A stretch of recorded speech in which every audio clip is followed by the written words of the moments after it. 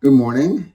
It is really morning. This is about 7 after 3, and of course, I've got everything set up, so I was up earlier. So I haven't had much sleep, but the talk that I gave for the Brunswick Jung Society was done on just about as much sleep, and I seem to have functioned okay there. So we'll see. I can always edit out any big pauses if I can't think of something. Yesterday, I read quite a few works that I had never seen, signed F in the 1838-1839 Portland Transcript, which I found online through Google Books. You can do the same. And of course, those are searchable to an extent, but I don't think the search function is very efficient. Anyway, I missed one, and that was a lengthy poem about ambition. It's called An Extract from a Poem about Ambition, I believe. And it's kind of ironic because it takes 3 installments just to print the extract. But there's several reasons I would like to read that. First of all, I've never seen this before. So I'm going to be reading something of Matthew's that I've only just glanced at a couple stanzas, just enough to know what it's about and what it's like. And this is for posterity because this is going to be deadly boring for anyone who doesn't actually believe what I'm saying. It will be fascinating for anybody who actually does, and I'm going to go into why that is in just a minute. This is going to definitely separate the sheep from the goats as far as that's concerned, because I don't see how you could possibly keep your eyes open if you don't really believe in the things that I've been presenting. So we're going to go into a couple different sources, and I'm going to take a side trip into what's going to be a paper about Margaret Fuller. I'm not too much worried about scooping my own papers concerning Margaret Fuller and Elizabeth Barrett Browning. I'm careful not to scoop the ones about Dickens and Poe because those are kind of the heavy hitters. So we're going to dip a little bit into that. I want to show, first of all, what Mathew was writing during this period and what was going on during this period. This is a crucial time in Mathew's personal life and also his literary life. And secondly, I just want to tie it in. I also want to show you how I do my research. So at this point, I'm absolutely certain that Mathew is writing with his middle initial F during this period. So I'm not expecting any huge, awful, scary surprises when I get into this. Now, when I first started my research, I was afraid of that. I would tentatively identify a pseudonym as Matthews, like the asterisk or star, and then I would be terrified if I found new material. Terrified is a little bit strong, but I was afraid that I would find something that would disprove the whole pseudonym. As I said, this is very easily falsifiable, quote unquote. It's a weird term. You kind of have to get your mind around it. It's very easy to disprove any of these things. I could, and this did happen to me. There's a pseudonym in here in this same newspaper, poet signing A.W. And I thought that this could be Abby Whittier's poetry. Mathew publishing Abby's posthumous poetry, signing with her married name, A.W., which she never did in life, and Mathew didn't use it later on. It sounded pretty plausibly like her. It was mystical and so on, and talked about stars and talked about somebody's star and so on.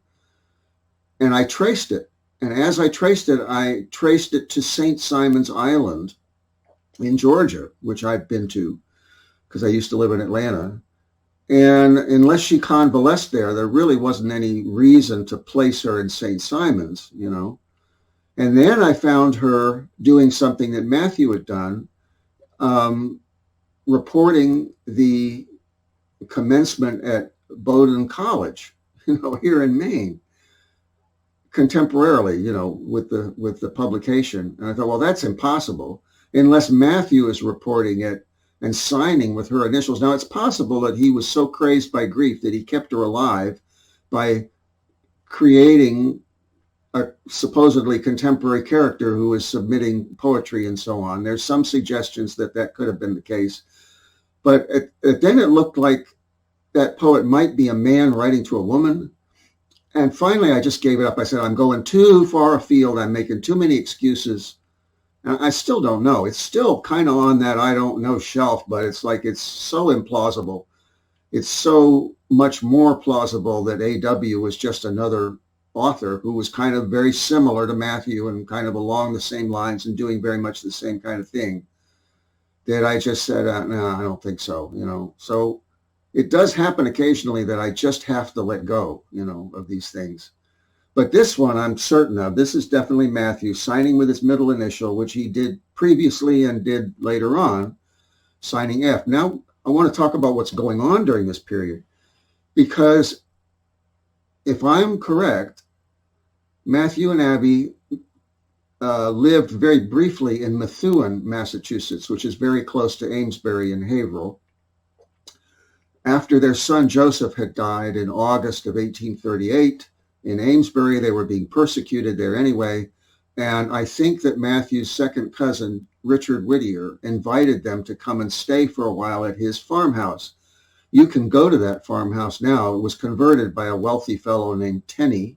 It's now called the Tenney Gatehouse in Methuen, Massachusetts, and it's the home of the Historical Society. I've been there. When I got up into the second floor smaller bedroom, I did an audio recording. I might put a little of that in here, actually.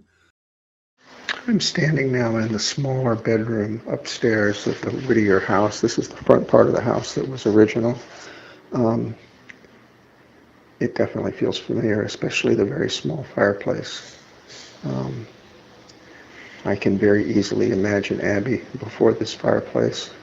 I'm pretty sure that we were here. This is the bedroom that was given us. This was our own private little world. I can't feel the grief, but that's typical. When you go back, you can't feel the pain that you experienced at the time. At least was not immediately. What I feel is the coziness of the thing that we'd found a haven. But I also feel a tremendous weight of responsibility looking after Abby. That's the biggest. I think she was fragile. I think I really was worried about her. And trying to find a safe place for her is what comes through very strongly. It's almost to the point of being a cognitive memory. It's very close. We must have stayed here late enough that it was cool because I wanted her to be near the fire and to be in a small room that was warmed by a fire. Very solicitous, very concerned about her. I mean, I didn't have time for grief for my son because I was really worried about Abby. I was afraid I was going to lose her. So I wanted a safe place for her. And I do feel like Richard Whittier left us alone, left us have our time to ourselves, gave us a safe place to be all by ourselves, didn't pry. He understood that we needed that.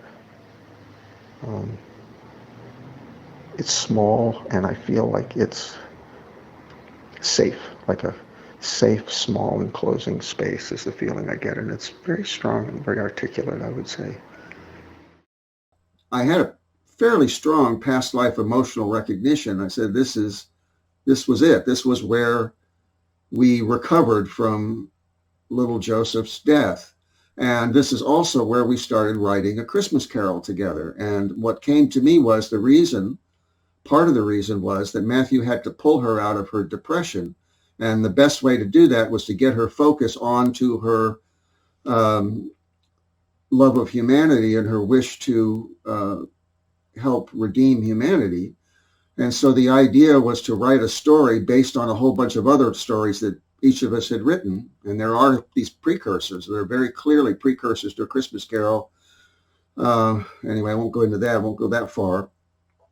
But the idea was to pull her out of her depression by getting her focus onto humanity. And the idea was to write a story which would be a vicarious conversion experience. That's what came to me under hypnosis also. We were trying to write something that the reader would identify with Ebenezer Scrooge and go through this conversion process. And we would get it out to as many people as possible and help transform the world.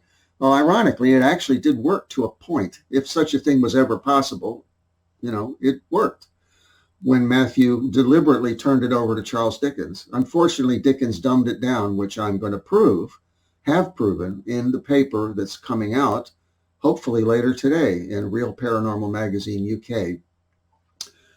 So without further ado, I want to get started. But there's one more wrinkle to this, and that is that, well, Matthew and Abby were working on A Christmas Carol probably during this same time. They started in 1838, and they continued in Portland when they got here. Now, one thing I found from this research is they couldn't have been in Methuen very long, because sometime in October, I forget the exact date, maybe the end of October, an asterisk sign piece shows up in the Portland Transcript, which means that they were probably only in Methuen about a month or 2 months, something like that. And then they moved to Portland for Matthew to take this job with Nathan Winslow and the Stove Company. So they would have continued to write A Christmas Carol. Now, this is something I felt from Abby. Every time I wanted to say they wrote A Christmas Carol in Methuen, I felt as though she was tapping me on the back and saying, don't say we wrote it, say we started it. Now I see why, because there's not enough time. Now I'm finding that they weren't in Methuen long enough to have finished that work. So therefore, that's absolutely correct. If they started writing it in Methuen, they would have finished it in Portland during the same time that I'm sharing these pieces with you, roughly, see?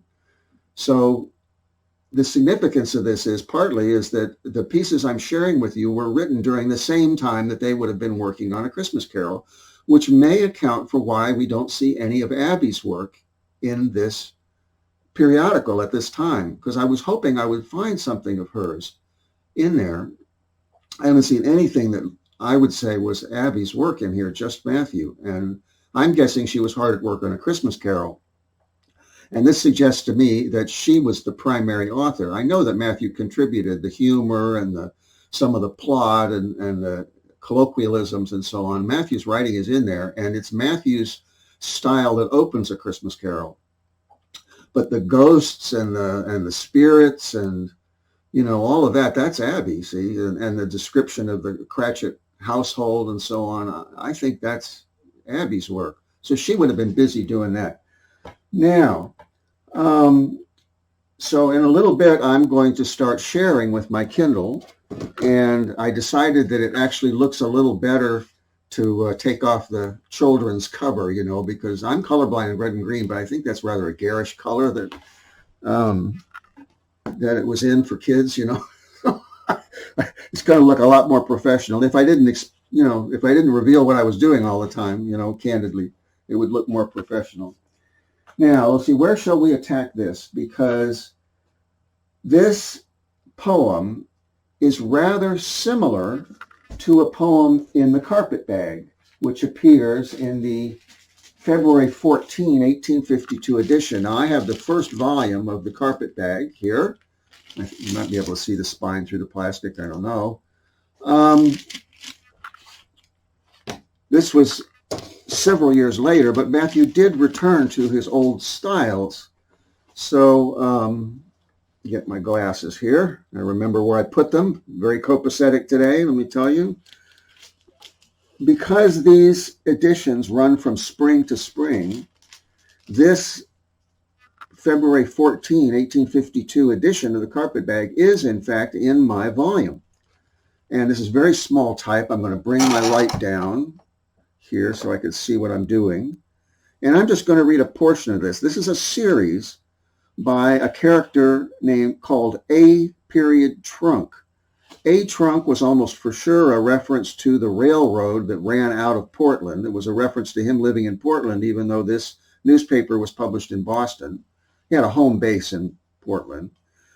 And there was a panorama in Amory Hall about the Crystal Palace. The Crystal Palace was the building commissioned by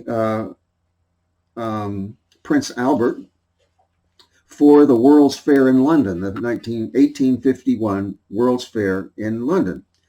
And there's actually an ad for it on this page. It says, "The Crystal Palace at Amory Hall, brilliant patronage, proprietor P.T. Barnum, chief artist, Signor," I can't read it because there's a splotch over it, Dinemond or something like that, conductor and delineator D.E. Hall. So they would run this rolling mural across, the stage like a movie. This was a 1852 version of a movie. Mathew went to it. The first edition recounts how he saw a picture of a statue from the World's Fair. He had been to that World's Fair the previous year, writing his quails for the Boston Weekly Museum, but he missed this particular statue. It vividly reminded him of Abby during her last 2 weeks after their daughter Sarah had died, and then she just let herself go. I found that statue. It does look like Abby. He had a spirit contact at the time. He had a spirit dream that night. It's very interesting, but we are now going to talk about the second one because it's basically a revisiting of the poem that I've just discovered that I'm going to read to you in its entirety. So far, we only have one person has watched yesterday's. I don't know who that person is. Could be my researcher. So I would say, if this is boring you, which means that you don't really believe me, I'd say check out now, because there'll be plenty of people in the future. And that may sound arrogant to me, but this is real. I haven't been doing this for as Matt Fraser, when somebody's amazed at his ability as a medium, he says, I didn't get a TV show without being able to really do this. Well, I don't have any TV show. I have an audience of, 7 or something like that. But in the future, it's going to be a lot bigger. And I haven't done this for 11 years without being right about it. I don't care who believes me or doesn't believe me. So I'm going to read a little bit of this just so you can get an idea of style and the fact that Mathew is here revisiting. I have no question that this is Mathew, by the way. Second visit to Amory Hall, a poetic peep at the World's Fair by our city reporter, A. Trunk. A. Trunk is a spin-off from Trismegistus, which was Mathew and not Benjamin Drew, as the editor inexplicably said in his memoirs. Dear Carpetbag, though little vain of such a wild, disjointed strain, as that last week I meditated, and what he means is that he was intending to report in verse on the panorama at Amory Hall, but then suddenly he's blindsided by this statue right in front of him that reminds him vividly of Abby, and he has a spirit contact and so on, so he's apologizing. He says, the nymph of Lurlyburg, that was the name of the statue, is glad that she herself was not truncated, as I myself anticipated, but left all lovely, lone and sad, to cool her shins upon the rocks, because she's sitting with her feet in a stream. She's supposed to be a water sprite. With voiceless lute and flowing locks. I'll read that again. What he's talking about the nymph of Lurlyburg, that's the statue that reminded him of Abby. He would often call Abby a river sprite. You will see a reference to it in Lady Geraldine's Courtship, which was plagiarized from Mathew by Elizabeth Barrett Browning. There's a reference to her as a naiad. There's other references to Abby as a river sprite. I've mentioned that they signed as Kappa, Lambda, and Mu in 1837, writing pro-abolition letters to the editor. And Kappa is a Japanese river sprite. So this theme of Abby as a river sprite comes up over and over, and it's mentioned here also because the nymph of Lurlyburg was a river sprite. Okay, dear Carpetbag, though little vain of such a wild, disjointed strain as that last week I meditated, the nymph of Lurlyburg is glad that she herself was not truncated, as I myself anticipated, but left all lovely, lone and sad, to cool her shins upon the rocks with voiceless lute and flowing locks. And once again I seized the pen to teach the erring sons of men and drag a mighty knave to view. The reader need not look so blue. I mean not him. I mean not you. Now notice the humor. He's serious, but he can't resist a strain of humor. This is precisely what is commented upon by the editor who introduces The Raven, signed Blank Quarles, in American Review, the February 1845 edition, he also mentions the strange strain of humor that runs through the poem. This is the same author. And once again, this is Mathew's mission as he sees it as an artist. And once again I seized the pen to teach the erring sons of men and drag a mighty knave to view. The reader need not look so blue. I mean not him, I mean not you. A royal knave whose subject isles are decked with all the wide world's bravery, on whom the fair forever smiles, so glorious is gigantic knavery. 'Tis thus the perjured goose-eyed sot, who tramples Paris underfoot, gives the poor thief a yard of rope, and steals himself a nation's hope. A knave so deep that, as we gaze, there seems to rise a golden haze, a misty shadow twixt the eye and depths that far beyond it lie. 'Tis thus, when by the shark pursued, and meaning never to say die, the cunning cuttlefish exude a cloud color as they fly, and leave the loco-foco shark, like half our statesmen, in the dark. That simile is quite Homeric, and well might suit a noble lyric. So he's tongue-in-cheek, but then he's going to talk about the nations who were represented in the Crystal Palace. He's using this as an excuse or an opportunity to make a social commentary on the different countries. And that's the point I wanted to bring out here, because we're going to see that in just a minute in the earlier piece. So that just gives you an idea of Mathew returning to this theme that we're going to look at now. But before we do that, I want to talk a little bit more about what's happening during this period. Now, I can't get an original of this. This is a reprint of the first volume of The Dial. And this is the Transcendentalist magazine, edited by Margaret Fuller.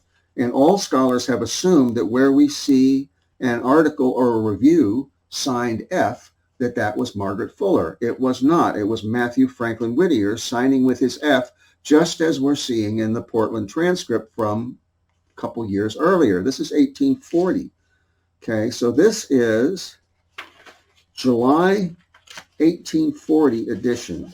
It's the first edition of The Dial. And the first thing we see in that is the editors to the reader. And I believe that was written by Ralph Waldo Emerson, if I'm not mistaken.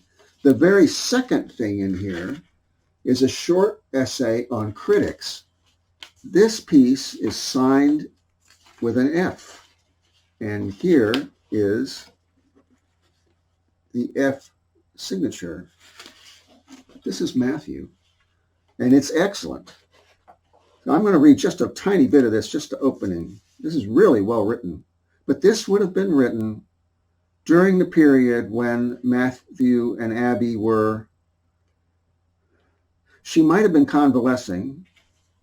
No, she was just back. She had just returned from several months of convalescing, I think in Guadeloupe. And she was back just in time to give birth to their second child, a daughter, Sarah. And although he was busy, things were going okay because she had recovered seemingly from consumption, and she bore a second child, and things were starting to look up again. So, he's in pretty good space here.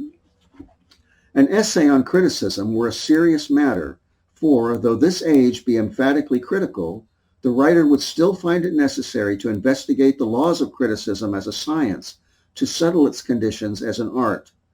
Essays entitled Critical are epistles addressed to the public through which the mind of the recluse relieves itself of its impressions.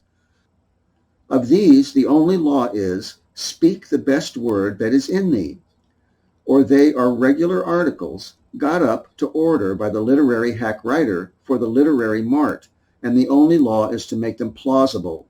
There is not yet deliberate recognition of a standard of criticism, though we hope the always strengthening League of the Republic of Letters must ere long settle laws on which its amphictonic council may act.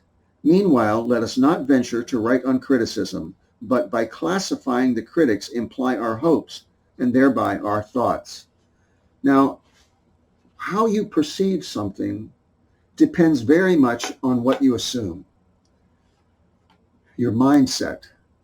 And Yogi Baba Hari Das put it this way. He says, that here's a woman, she's perceived totally differently by, her brother and her father and her husband, but it's the same woman.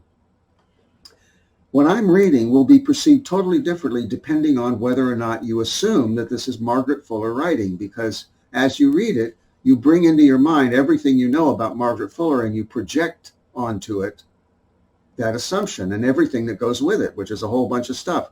As I read this is definitely Mathew Franklin Whittier's prose, and it's beautiful prose, but this is because, again, things were going okay with him and his personal life, and he wrote to the top of his ability. Now, that was 1840. This is 9-10 years earlier. This is The Essayist, Boston magazine. Matthew signing with his star, the single asterisk, the same signature that he used in the New York Tribune, 1844, 1846, which body of work has been attributed to Margaret Fuller. Matthew was writing with the star, he was writing reviews in The Essayist 10 years earlier. But this is what I wanted to show you. This is called Sketches of Character, a Schemer. And there's a poem that introduces it. Ne'er was there an idle brain, but bred an idle thought, and it's attributed old poem, which Matthew's humorously liked to do every once in a while if he didn't know who actually wrote it. So this is a dialogue between the schemer, S, and F. And this is signed Franklin Jr., which was one of Matthew's pseudonyms in here. So I'll just read like a little bit at the beginning. S, you needn't preach to me. I've lived long enough to know a thing or two, and you needn't try to crowd your superstition onto me. I don't want anybody to show me how to get along in the world. Give me an equal chance with the rest, and I'll take care of number one. So this is Matthew having an imagined dialogue basically with a con artist or a sociopath whom he struggled with all his life. F says, I'm glad I've met you, my young schemer, but you needn't be afraid of my preaching to you. I know a good deal better than that. A sound whipping is what you'll want before you'll be properly settled. You talk about having lived long enough to know a thing or two, etc., etc. Okay, just keep that in mind for a minute, because immediately afterwards, right afterwards, after the signature, begins one of his star-signed book reviews. And it's not actually a book review, it's a commentary on English periodicals in general, and then there's several specific reviews that come afterwards. Remember, it's signed with a star, but this shows that at the time that Matthew introduced the dial regarding literary criticism, he had 9 or 10 years worth of reviewing under his belt as the star. It is delightful to us to behold a tangible evidence of the active, sincere, determined sentiment of the friends of Poland on the continent. Such an one is presented in the shape of a beautiful periodical entitled Polonia, conducted by, quote, a literary association of the Friends of Poland, of which Thomas Campbell is president. Here is a stanza from a poem published by the first number, translated by Southby. So I'm not going to read that. It says, the new monthly in many respects, the most pleasing specimen of British periodical literature, has been largely occupied of late with a journal of conversations with Lord Byron by the Countess of Blessington. Although Byron is here, quote, shown up in no very novel aspect, yet there is a degree of vividness in these, quote, conversations which renders them interesting.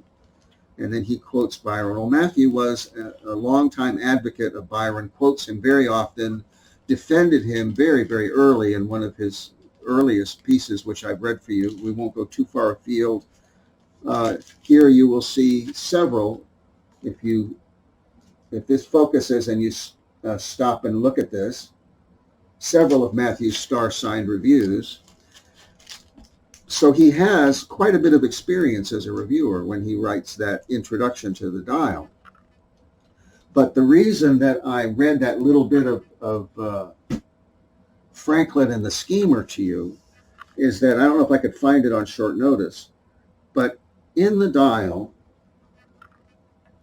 in the, I believe it's the April 1841 edition, this would have been right after Abby died. She died March 27 in 1841. And this is like the following month. Well, he would not have been able to write. And most of these are lengthy. He would not have been able to write. So what he did, I think, he went back to his portfolio, something he'd written for the essayists 9 years earlier, and he just gave it to them. It's like 3 pages long, and it's a very similar little dialogue. That one is between the poet and the critic.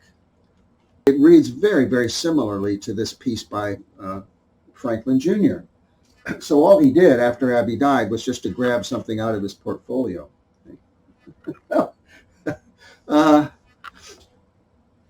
It's a pretty strong smoking gun if you've really studied Mathew's work. I'm going to shut the heater off because I've got this sweater on and I really don't need it. All right. So now it gets interesting. Believe me. I know it probably doesn't get interesting to you. Again, this is deadly boring if you don't really understand that this is real and that in a past life around this time with Abby, I was actually writing A Christmas Carol, and that not too long after I was writing the F-signed pieces in the dial. If you don't believe that, you can't be, I mean, you can have a certain affection for an eccentric that believes something ridiculous, but you can't really get too interested in it if you don't believe it. Again, it separates the sheep from the goats. Now, we are into PDF, which I downloaded from Google, from the March 2nd, 1839 edition of the Portland Transcript. This is, when we get to the 3rd edition, this will be signed F. I didn't pick up on it at first because the first 2 are not signed. I looked at it and I said, oh, that's not Mathew. And I looked at the second one and I said, I already know that's not Mathew. And by the time I came to the 3rd one, I didn't even look at the signature, But then later on, I saw it and I said, wait a minute, this whole series is Mathew.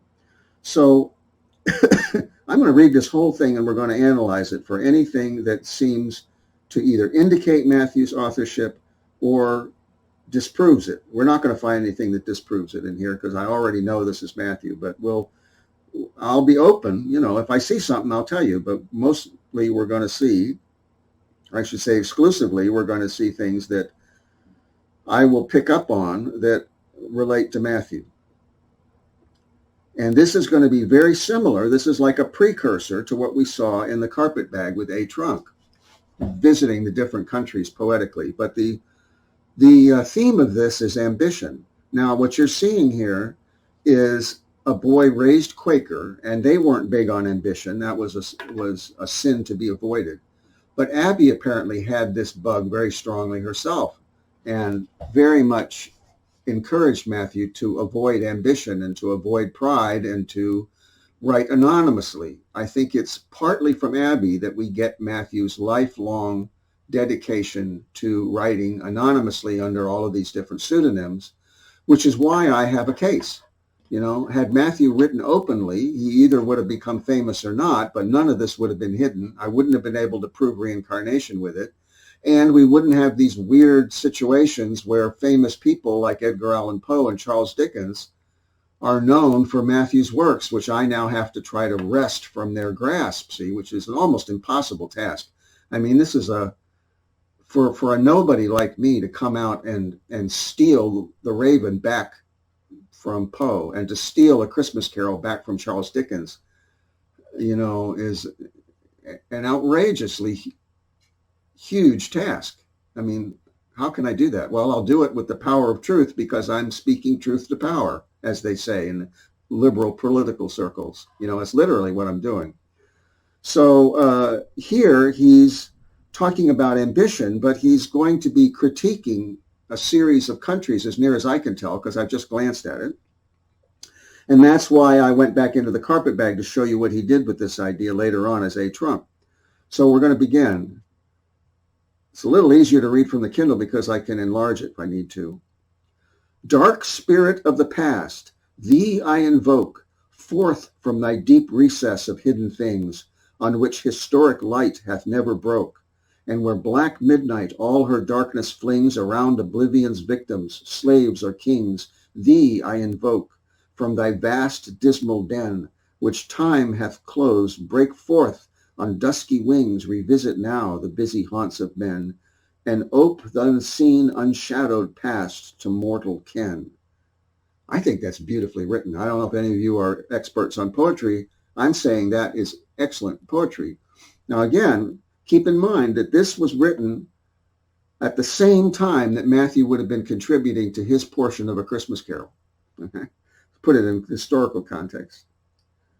Come forth, on new-fledged magic pinions borne, or intervening ages swiftly fly, and let the thick o'erhanging veil be torn, which hides the distant past from present eye. Reveal the mysteries that beneath it lie. Unfold the mystic page whereon is writ the record of all things beneath the sky. Before me let the bright phantasma flit of buried years by strange and glittering figures lit. Beautiful. And you'll notice that there is a reference to the Akashic records in here. Matthew had been taught by Abby real mysticism, I mean top flight mysticism. And they didn't call it the Akashic records, but that's what this reference is to. Come forth, and with thee I'd return to view each sacred treasure in thy keeping placed, and pass the dark and rayless avenue where Leth's stream doth flow, unseen, untraced, and which historic muse hath never graced. I would unseal the past's deep gloomy grave, wherein no living eye hath ever gazed. I would illume thy sepulchral cave, and loose the fetters of oblivion's every slave. Now, Leth's stream, that's the stream in Greek mythology that one passes through on one's way to incarnation on earth that causes one to forget. It is Leth's stream that causes me not to be able to remember specific details about my life as Mathew Franklin Whittier. This is more evidence of Abby's teaching. What we have is someone who was taught by a genuine mystic, and kind of like a magpie, he's picked up little bits and pieces which show up in his humorous and serious work as references. How much of it he understood at the time is not totally clear. Like, for example, in the Carpetbag, when he signs as Trismegistus, which he did much earlier, like in 1828. I would guess in 1828, he didn't understand very much of Hermes' teachings at all. By the time he got to 1851, when he started using Trismegistus in the Carpetbag, I'm guessing he did. But this is typical of Matthew's work. He'll pull in these little references, and it's not clear how much of it he really believes and understands, but it's a sign of what Abby had been teaching him. I'll give him more credit than that and say that by this time he was starting to understand it. But why to thee make known my secret want, or longer call where calls must e'er be vain, or ask of thee a boon thou canst not grant, that thou shouldst visit man's abode again? For thou art shackled by a mystic chain, which time hath wove around thee, and the door of thy dark prison must unoped remain, till all shall stand the judgment seat before, when worlds have passed away, and time shall be no more. Now, I would say that Matthew's bringing in his traditional Christian background. So he's trying to reconcile the Akashic records with the idea that all will be revealed in the last day, see? And he's having trouble with it. And why should man desire to pierce the gloom which thickly shrouds these long departed things? Or why to conjure from the silent tomb the shades of buried worlds or tyrant kings long since decayed by time's destructive wings? Is not inscribed on history's ample page enough of dire effects which passion brings? Is not each breast a battlefield where rage, ambition, envy, pride, revenge deceit engage? This battlefield is like the fickle deep, where now are fierce in strife the wind and wave, and now anon in calmest stillness sleep, so passions rest by turns or wildly rave, whose deadly warfare none unscathed can brave. And old tradition's tongue one only tale doth herald, that no earthly power can save the human breast, a citadel so frail, when such fierce battles rage, and all its forts assail.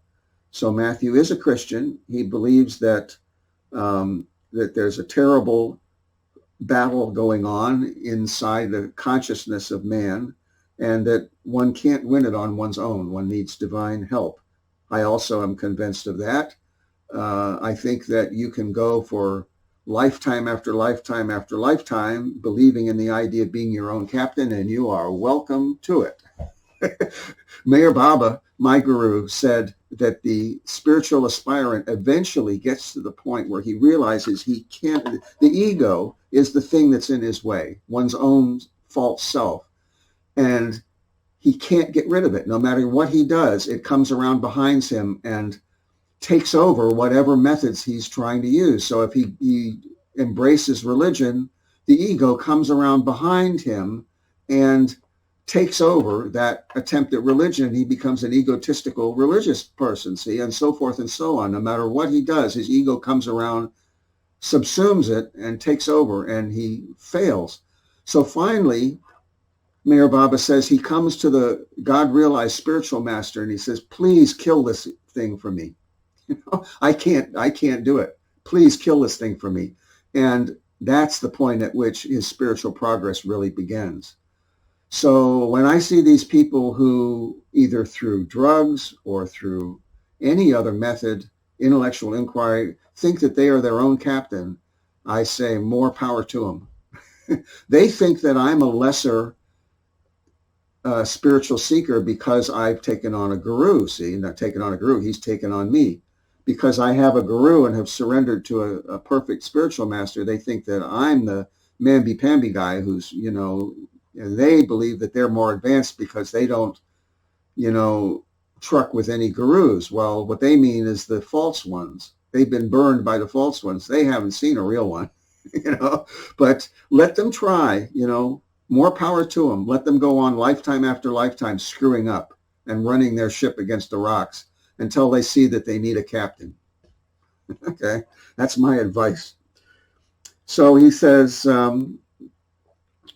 not the relics which as yet remain of ancient glory and of ancient pride enough to show how falsely fair and vain the fleeting hopes on which their fame relied? Not swifter flows the mountain torrent's tide than these delusive hopes do flee away. Not surer is our breath to air allied than is destroying time to dire decay, than stern ambition is to frailties of a day. So Mathew is going on with this theme of ambition, basically the same thing I just said. You can take ambition and substitute the word ego. Mathew is showing on the individual and collective level what we're up against. Of all the passions which pervade the breast, conflicting fiercely in its narrow cell, ambition is the sternest, deadliest guest, which kindles all the wasting fires of hell within that bosom where it chanced to dwell. And yet, who doth not feel its withering flame? For even nature's self doth seem to swell with this mad passion, and within her frame the elements do war, and each the mastery claim. Now he's getting into something that shows up in one of his poems from 1843. Mathew has been taught by Abbey that nature is not just physical, but also mental, and that nature has a mental aspect and responds to man's mind and man's state of mind. He's just making a brief reference to it, and it sounds like he understands it and believes it, but instead of actually teaching these things, which are, really verboten, he just alludes to them. The heaven-capped mountain with its fellow vies in all the pomp of majesty and pride, the giant waves contend to lave the skies and whelm each other. heaving far and wide, their sapphire crests in nature's limbic dyed. The forests' rival suns in strife uprear their lofty heads, and wildest storms defied seek the high heavens, and would fain come near those brightly rolling orbs which stud that upper sphere. Beautiful poetry. And again, he is addressing ambition the way that I'm speaking of the ego. But Mathew, in his lifetime, made a crucial mistake. This, by the way, appears immediately before the story, The Star of Love, which I read for you earlier about Mathew and Abby. Mathew made a crucial mistake in his calculations. And that is something that Rumi has addressed in his Masnavi. Rumi has a poem and a story about a peacock who wanted to avoid the sin of pride and plucked out all his feathers. And Rumi's point is, no, you have to deal with it on a mental level, on a self-control level. You know, don't pluck out the feathers, just deal with pride directly.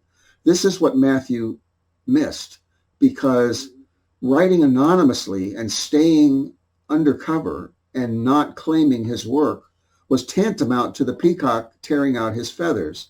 And the result of it was that he was plagiarized by worldly people who made a mockery of his work, like Charles Dickens, like Edgar Allan Poe.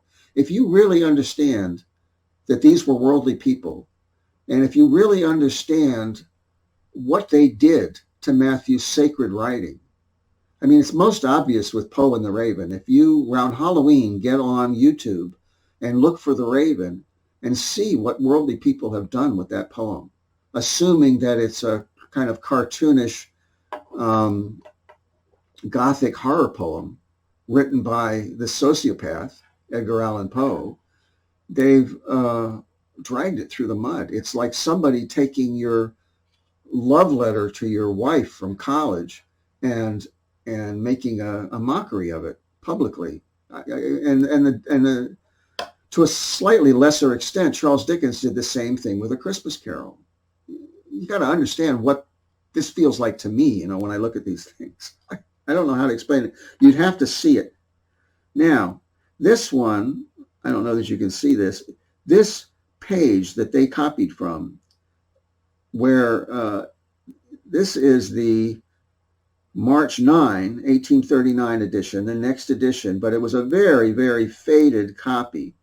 I have gone in with Photoshop and made it as, I think you can see, you can get some sense of it, you know, made it as readable as I can. O Rome, how hast thou suffered 'neath the stroke which thy ambitious sons on thee have laid? Not worse the ravage in the sturdy oak which flames have wrapped than they in thee have made. Thou livest yet, the shadow of a shade, faint relic of the greatness once possessed within thy 7 hills. Would thy sons had stayed their madness, then hadst thou e'en now been blessed, and earth had never seen thy soil by bondmen pressed. Well, you know that Mathew was an abolitionist. By this time, he and Abby were both abolitionists, and he fought slavery all his life, so that's perfectly relevant. That would be what I would expect Mathew would think of Rome. Abby, in her tutoring, when she gave Mathew a liberal education, personally, she focused all on Greece. She barely ever talked about Rome. And when Albert Pike stole Abby's 14-year-old poetry, Hymns to the Gods, which she did as a class assignment, she would never have written about Roman gods on her own. It had to have been a class assignment from Albert Pike. You know, Abby gave me an interesting insight. Hopefully it's okay for me. I never know if I can share these insights regarding the relationship between Albert Pike and Abby. She said that in a past life, he was a student, and he was a student who was not qualified to be taught things. She taught him things that he was not qualified by development of character to have learned. And the karma for that was that she ended up being his student, but she was actually teaching him unknowingly by writing this mystical poetry, which he then stole and claimed for himself. And he ended up as a 33-degree Mason, like the top level Mason in the United States, teaching some kind of Luciferianism.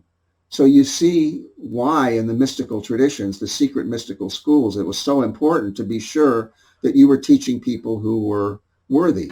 See, because apparently that's the karma of you create a monster, in other words. So Abby, in that past life, inadvertently created a monster, and what happened between her and Albert Pike in that classroom was the karmic repercussions of it. Abby gives me thoughts like that, bang, so fast you can barely even catch it.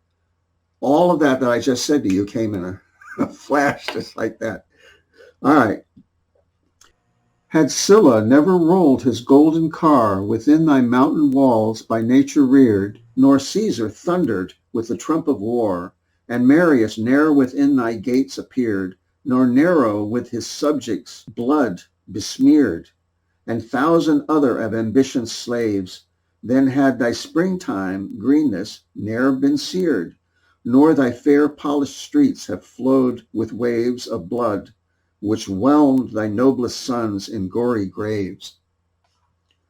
O thou all-conquering Scylla, who didst ride in triumph o'er the empires which thy hand did lay in ashes, and in all the pride of conquest didst return to thine own land in glory, leading back thy glittering band. When vanquished Asia owned thy sovereign power, and Greece did tremble neath thy stern command, when cringing millions at thy feet did cower, and thy hot brow was crowned with many a victor flower. E'en thou, fierce warrior, though thou once hadst sworn to burn the fairest city earth could claim, e'en thou wast stopped, and from thy purpose borne, when thou didst view the sacred spot whence came wise Plato's honored teachings, and the same where Socrates had ofttimes stood to plead his country's cause, and quell the raging flame ambition there had kindled. Thence indeed came forth their pallid shades to warn thee from the deed. Again, you see Matthew's strong preference for ancient Greece as taught to him by Abby, and the Greek philosophers whom he had studied under her. Yet Rome, thy Caesar, was scarce less a scourge than was thy Scylla. Each did wildly play in their hoarse notes of war thy mournful dirge, and each did lead of men a stern army to deeds of bloody strife, to ope a way to their own glory, and would scarcely deign to bow themselves to Jove's almighty sway. Each sought for power, o'er countless states to reign, and fill fame's trump till moons shall cease to wax and wane. He who did deluge earth with blood, and sail in triumph o'er it, whose deep voice did shake her firm foundations, and cause men to quail, quote, who came and saw and conquered, and did make all nature's self with fear and terror quake, who made great Pompey from his country flee, and thousand other sons of Rome forsake their dying mother. What, alas, was he but vile ambition's slave and passion's votary? Now this gets extremely difficult to read, so I'll just do the best I can with it. And what reward was Caesar's? He did die, not struck by nature, but his dearest friend did plunge the dagger, and the great did lie a bloody, soulless thing. Such was his end who lived for glory only. Such attend ambition's fated victims, they who aim to crush vast empires and hold worlds to bend to their own power, and to grave their name in bloody letters on the darkest scroll of fame. 'Twas well for thee, O Rome, thy Tully's voice made Catiline tremble, else he had wrapped thee in flames, and made all hell rejoice his deeds of madness and of death to see. He would have left no true-born son in thee to weep thy fallen grandeur. His fell hate had whelmed them all beneath a dark red sea from their own bosoms flowing, and dire fate had razed thy monuments and all that made thee great. We deeply mourn, O Greece, o'er thy sad doom, for who, unmoved, can view thy fallen state? In darkness mantled thou art now a tomb, in which lie shrouded all the good and great that thou didst nourish. Sad indeed the fate which laid thy fanes and temples low in dust, and thee in bondage. None can renovate thy former greatness, for ambition's guest hath swept thy altars and consumed thy hearths with rust. And what reward did base ambition give to him who bowed the lowest at her shrine, the mighty Alexander, who did live for conquest only, and made blood like wine to flow from his crushed victims, and did sign his name the highest on fame's checkered scroll? This was his recompense, that he should pine when all earth's empires owned his stern control for other worlds on which the tide of war to roll, meaning which he was not satisfied. Now, I had a very hard time reading that one because it was so badly faded, and I just when I'd stumble and misread something, I just start over, you know. So now we're going to go to the last one. This is the third installment in the next edition of the Portland Transcript, which is the March 16, 1839 edition. And I'm going to read this one. This one's clear again, so hopefully I won't stumble quite so much. Again, I've never read this before, and that's intentional. I want to be doing this in real time. I'm literally reading my past life poetry that I have never seen in this life before, and I'm sharing it with you in real time. And that's worth the stumbles, I think. But anytime you read poetry for the very first time, you have to you have to nimbly anticipate where the poet's going with it, or you give it the wrong inflection. So, you know, pretty tough. So now he's going to turn himself to France. And all of this is based on the education that Abby has given him over the years. See, this is the fruits of her tutoring. But now he's dealing with her ancestral country, see, because her father was French. First, I want to say that I had long felt that surely Mathew strongly disapproved of the French Revolution and the violence that went with it. And it took me a long, long time to find any sign of it. Finally, I did, but this makes it pretty darn clear here.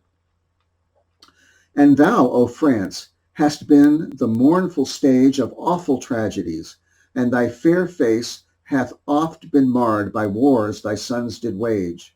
Sons thou didst rear to be thine own disgrace, and make thee tremble to thy very base, to whelm thy cities in engulfing flame, thy shrines and altars, and defile thy name by their dark deeds of death and foulest acts of shame. And thy bright Seine hath flowed with human gore, and stained its banks with dyes of deepest hue, hath echoed with the hoarsely thundering roar the din of hostile battled hosts, who drew their rival arms when war's wild trumpet blew, when fierce Napoleon bade, within whose breast mad passion revelled, and ambition threw her furied frenzy, and did hush to rest the voice of love, of conscience, and each milder guest. And to what goal did self-willed passion bring her mighty hero? He did love the clash of death-fraught smiting swords, and it did fling a rapture o'er him. He did fearless dash triumphant mid his foes. With fury rash he braved war's tempest, and the astonished world gazed on in terror. Like the lightning's flash he dazzled for a moment, as he hurled his glowing bolts of death, and ruin's wings unfurled. Impassioned warrior, soon the gaudy dream of empire, which had lured thee on, was flown, and soon that power which thou didst fondly deem fate had reserved for thee, and thee alone, was fiercely wrested, when it seemed thine own, and thou wast banished to a desert isle, on rugged cliffs to rear thy fancied throne, where friends or kindred ne'er on thee should smile, nor weeping raise for thee the conqueror's funeral pile. Thou, Spain, the home of chivalry and love, hast ever been, And art e'en now the land where war and slaughter all their horrors move, and dire destruction sounds his dread command, where havoc wields his devastating hand, and bloody battle stalks with horrid mien in triumph over thee. These are but a band of mad ambition's minions, thou the scene on which the fiercest, deadliest of their acts have been. But I have sung enough of passion's strife, of prostrate empires and of states laid low, of the dark sea on which the bark of life is ever wildly tossing to and fro, enough of tears and blood which freely flow where conquest revels and where death doth ride. Yet faint the picture of the grief and woe ambition causes. Swelling in its pride, it sweeps in fury onward like the raging tide. How false and fleeting is the empty shade of happiness this passion holds to view. It lures its victims by this fatal aid, and while they gaze, they fondly deem it true, and quickly haste its heavenly form to woo. But like the horizon in the belted sky, which swift recedes as men in vain pursue, this shade elusive to the eager eye, as man essays approach, doth ever farther fly.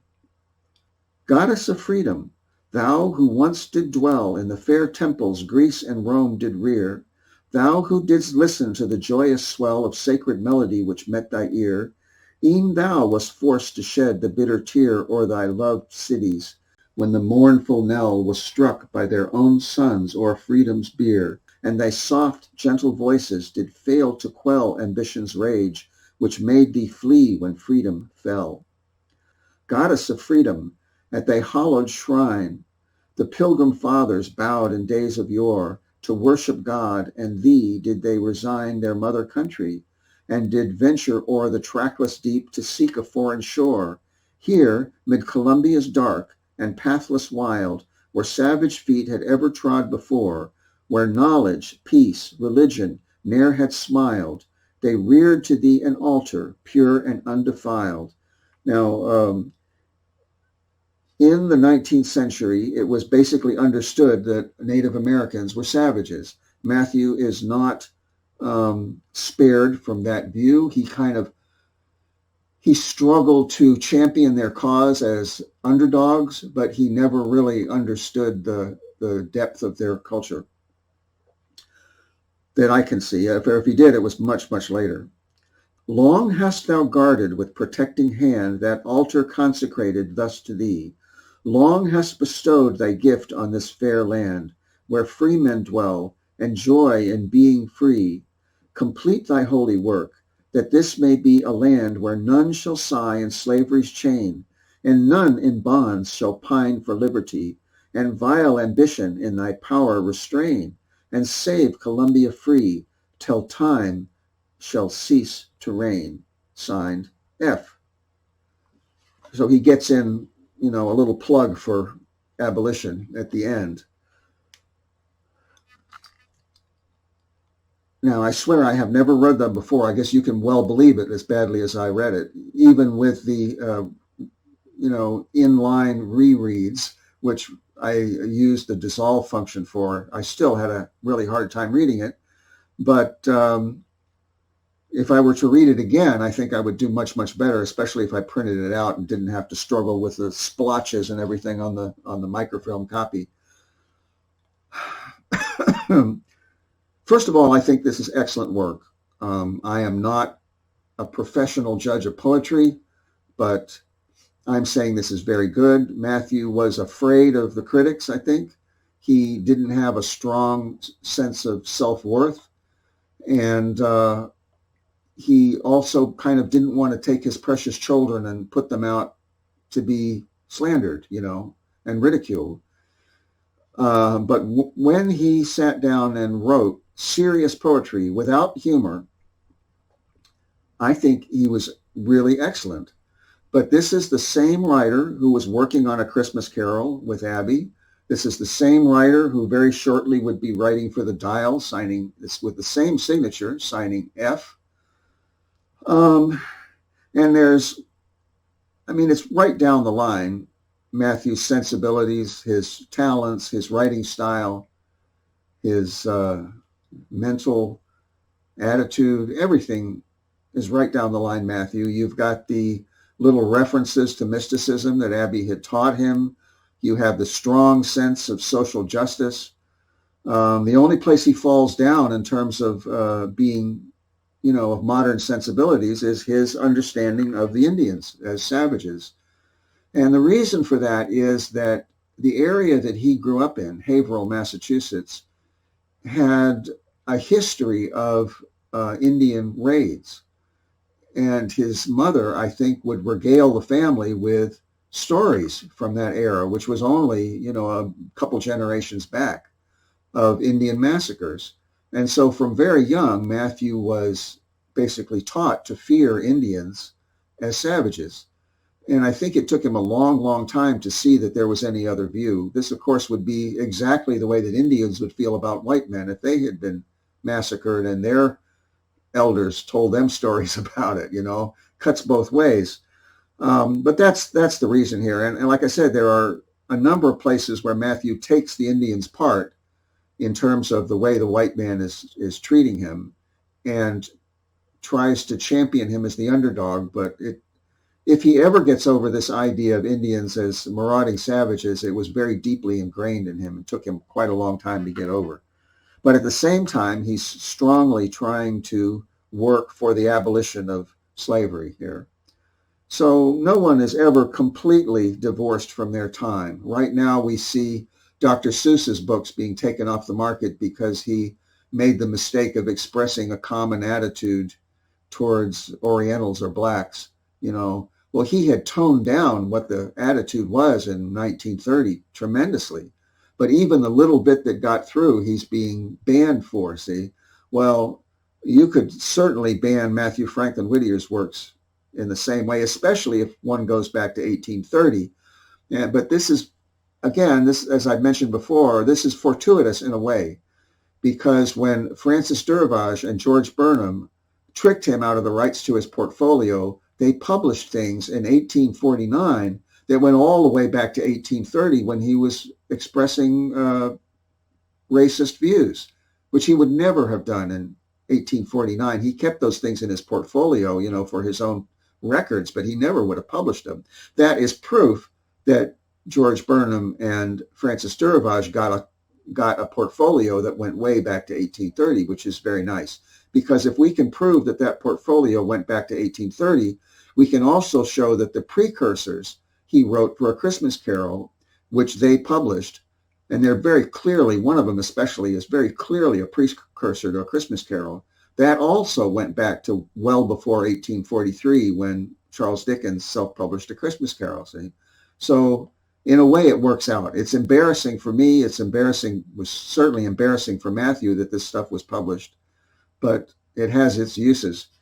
So here we have a poem, a rather beautiful poem, which shows Matthew's beliefs and his sensibilities. It shows the education that Abby gave him, both in history and also in metaphysics. And it shows him using the same pseudonym, his middle initial F, as he would use in the Dial a mere, 2 years later. So there we have it. I'm going to have a lot of editing to do to take out my stumbles, which you will see a great number of dissolves in that. It's not that I'm trying to hide anything. It's just that it makes it tedious to watch if I stumble over and over and over. So what I've done is to go back and just reread a stanza over again. And one of them I read like 10 times, I think, before I got it right, just so you don't have to sit through that. Again, nobody is going to be watching this now except for those people who understand that this is real, that this is not my imagination, that I'm not a likable fellow who has deluded himself into some outrageous megalomaniacal claim. That this is research. This is results. I'm not sharing claims. I'm sharing results. So there it is. I hope that those people in the present or perhaps in the future that have watched have enjoyed it. And now I'm going to get to my editing.